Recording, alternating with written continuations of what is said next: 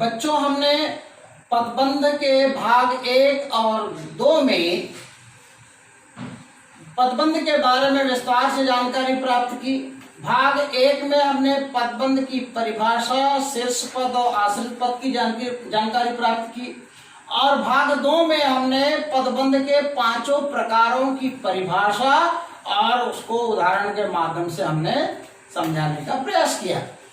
अब आपकी पुनरावृत्ति हेतु कि आपको जो प्रकार है पदबंध के 5 प्रकार समझे या नहीं समझे, उसकी पुनरावृत्ति मैं उदाहरण के माध्यम से करना चाहता हूं। इसमें पहला प्रश्न है, 2 प्रकार के प्रश्न आपको पदबंध से संबंधित पूछे जा सकते हैं। पहला, वाक्य दिया रहेगा, उसमें पदबंध को रेखांकित करो अपनी सूझबूझ से और पदबंध का प्रकार लिखो। दूसरा प्रश्न, ऑलरेडी वो रेखांकित रहेगा पदबंध और उसको पहचान के उसका प्रकार लिखना है। तो दोनों ही चीजें हमने आपको दी हुई है। पुनरावृत्ति में हमने रेखांकित कर पदबंध का प्रकार लिखने की बात कही है, और गुरुकार जो आपको हम देने वाले हैं उसमें रेखांकित किया हुआ है और पदबंध के प्रकार लिखना। तो पहले पुनरावृत्ति के बारे में समझते हैं कि नीचे लिखे वाक्यों में पदबंध को रेखांकित कर प्रकार लिखिए। पहला वाक्य, नाव पानी में डूबती चली गई। अब इसमें हमने पहले से रेखांकित करके रखा हुआ है कि डूबती चली गई। ये 3 पद ऐसे हैं, ये क्रियापद है, 3 क्रियाएं यहाँ पे। तो ये पदों का जो समूह है, क्रियापदों का जो समूह है, तो वो क्या कहलाएगा? क्रिया पदबंध। दूसरा, तकदीर का मारा मैं वहां जा पहुंचा। अब इसमें आप 2 प्रकार से कर सकते हैं। तकदीर का मारा मैं तक यदि आपने रेखांकित किया तो प्रकार हो जाएगा, क्योंकि अंतिम पद जो है मैं सर्वनाम है, ये सर्वनाम पद हो जाएगा। परंतु तकदीर का मारा तक यदि आपने रेखांकित किया और मैं सर्वनाम की विशेषता बताई जा रही है, तो मारा तक रेखांकित किया तो यह हो जाएगा विशेषण पदबंध। तीसरा वाक्य, मैं आपकी बात बहुत ध्यान से सुन रहा हूं। बहुत ध्यान से, यह किसकी विशेषता है? सुनना क्रिया की विशेषता है कि सुनने की क्रिया कैसी हो रही? बहुत ध्यान से। जब क्रिया की विशेषता बताने वाला जो शब्द या पद समूह है वो क्या कहलाएगा? क्रिया विशेषण पदबंध। तो बहुत ध्यान से ये रेखांकित किया हुआ है। चौथा, रावण की तरह गरजने वाले तुम, यहां तुम तक रेखांकित किया है, चुप क्यों हो? तो तुम तक यदि रेखांकित किया है तो यह हो गया सर्वनाम पदबंध। यदि रावण की तरह गरजने वाले तक करते तो कौन सा होता? विशेषण पदबंध होता। पांचवा, दुकानों से ऊँघते हुए चेहरे बाहर झांके। तो दुकानों से ऊँघते हुए चेहरे, तो अंतिम पद है इसका रेखांकित का चेहरे, और ये संज्ञा पद है, इसीलिए समस्त जो पदबंध है यह संज्ञा पदबंध होगा। अब हम आपको कुछ अभ्यास के लिए गृह कार्य दे रहे हैं। गृह कार्य का पहला प्रश्न है, नीचे लिखे वाक्यों में रेखांकित पदबंधों के प्रकार लिखिए। अब ये हम आपको दे रहे हैं। इसमें पहला वाक्य बटुआ लीला की बहन शीला का है, शीला तक वह रेखांकित है। दूसरा वाक्य, बाहर से आए हुए छात्रों में कुछ शाकाहारी है, यह रेखांकित कुछ तक है। तो जिस प्रकार आपको निर्देश दिए गए उसके आधार पर पहचान के आपको प्रकार लिखना है। तीसरा है, प्यास का मारा कौआ घड़े पर बैठ गया, मारा तक रेखांकित है। चौथा, अब तो हमसे चला भी नहीं जा रहा, तो रेखांकित किया है। इसके आधार पर पदबंध का कौन सा प्रकार है आपको लिखना है। पांचवा, गेंद की तरह लुढ़क कर वह नीचे आ गिरा, रेखांकित कहां तक है? नीचे तक, तो आपको इसका प्रकार लिखना है। और ये जो इसके नोट्स है पदबंध के, आपके पास पिछले वर्ष की जो नोटबुक है, बची हुई नोटबुक, उसके पेजेस में आप लिख सकते हैं, उसको स्टेपल करके। यदि आसपास की दुकानों में यदि नोटबुक मिलती है तो 200 पेज की नोटबुक में आप लिखिए, और नहीं मिलती है तो कोई बात नहीं है, हम उसको पेजेस में ही कंसिडर कर लेंगे। तो पदबंध यही समाप्त होता है। उम्मीद है कि आपको पदबंध अच्छी तरह से समझ में आया हो, और यदि आपको समझने में कोई कठिनाई आ रही हो तो आपके जो व्हाट्सएप ग्रुप है क्लास के, उस व्हाट्सएप ग्रुप पे आप हमसे कांटेक्ट कर सकते हैं, अपनी समस्याएं व्हाट्सएप पे लिख के भेज सकते हैं। धन्यवाद।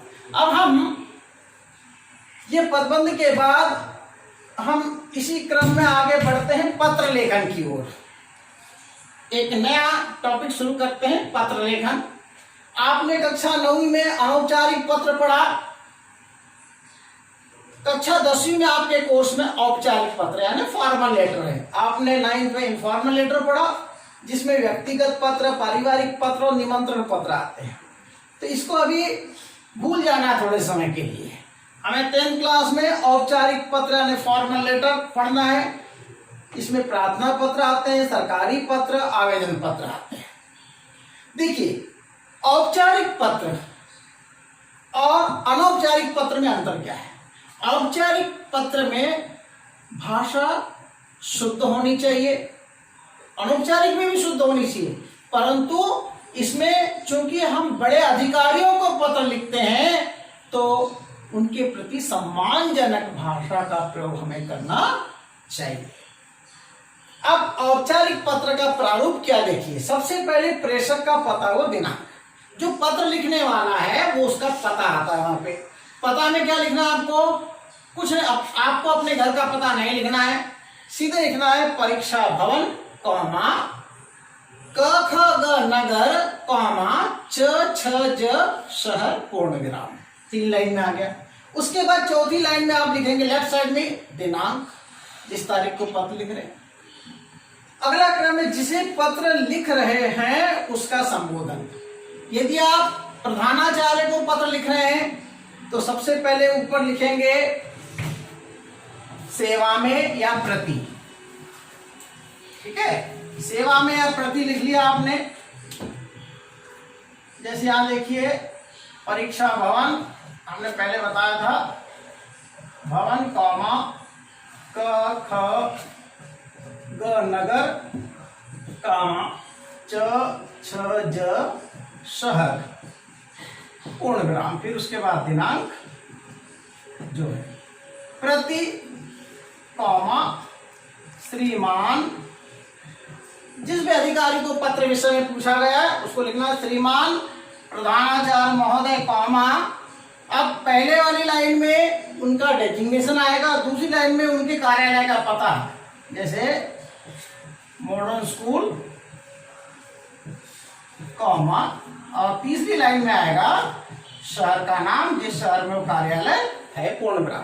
पत्र लेखन में विराम चिन्हों का बहुत ध्यान रखिए कि अल्प विराम कहाँ लगेगा, पूर्ण विराम कहाँ लगेगा, इसका विषय ध्यान रखना है। अब इसके बाद तीसरा बिंदु आता है विषय लेखन। अनौपचारिक पत्र में विषय नहीं होता, औपचारिक पत्र में विषय होता है। किस विषय में पत्र लिख रहे हैं, जो भी विषय आपका जो एग्जाम में दिया गया है, क्वेश्चन पेपर में दिया गया है या प्रश्न में दिया गया, वो आपको लिखना है।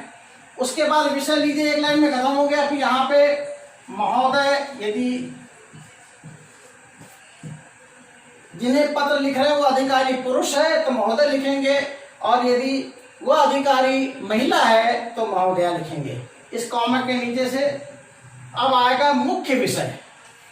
ये जो मुख्य विषय मध्य भाग यहां शुरू हो जाएगा। पहला पैराग्राफ में आपको, या पैराग्राफ में अनुमिति, पहले पैराग्राफ में जो विषय आपको दिया गया उससे संबंधित बातें विस्तार से लिखना है। आपको जो समस्याएं हैं उसको विस्तार से लिखना है। उसके बाद ये आपका कंप्लीट हो गया 5-6 लाइन में। दूसरा पैराग्राफ 2 फिंगर गैप छोड़ के लिखना है। उसमें दूसरे पैराग्राफ में आपको जो विषय दिया गया है उस समस्या को दूर करने के लिए आपको निवेदन करना अपने अधिकारी से। ठीक है, ये 2 बातें हो गई। उसके बाद फिर लेफ्ट साइड में आप धन्यवाद लिख देंगे। ठीक, फिर समापन।